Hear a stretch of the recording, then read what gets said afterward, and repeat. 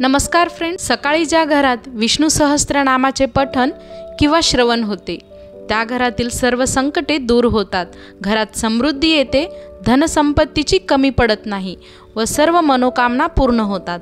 चला तर आज आपण या श्री विष्णू सहस्त्रनामावली पठणाचे महत्त्व जाणून घेऊया।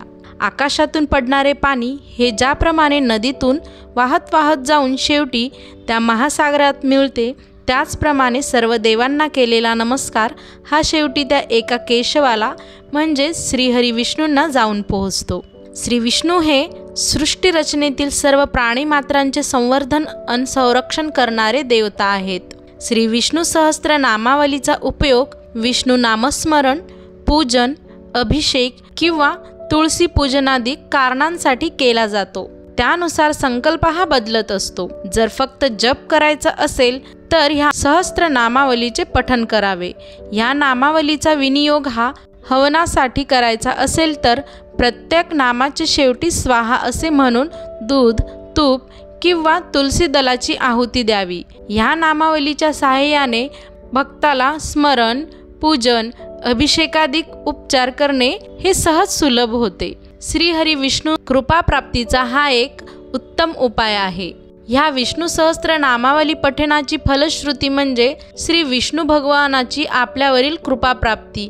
त्यानंतर घरात धन धान्य ह्यांची वृद्धी होते, सुख सौख्य व वैभवाचा लाभ होतो, ऐहिक व परमार्थिक उन्नती होते, भय, चिंता, दारिद्र्य व रोग यांचा नाश होऊन मोक्ष व मुक्तीचा लाभ होतो, संपत्ती व संतती यांची प्राप्ती होते।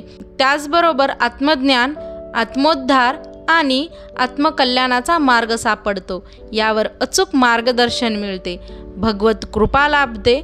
जो भक्त सश्रद्ध अन भक्तियुक्त अंतःकरणाने ह्या सहस्त्रनामावलीचे वाचन, मनन किंवा अनुष्ठान करेल त्याला इह व परलोकी सुखलाभ लाभेल।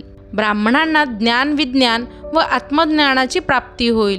क्षत्रिय अर्थात राजे किंवा राज्यकर्ते यांची राज्य शासन व्यवस्था चांगली राहील।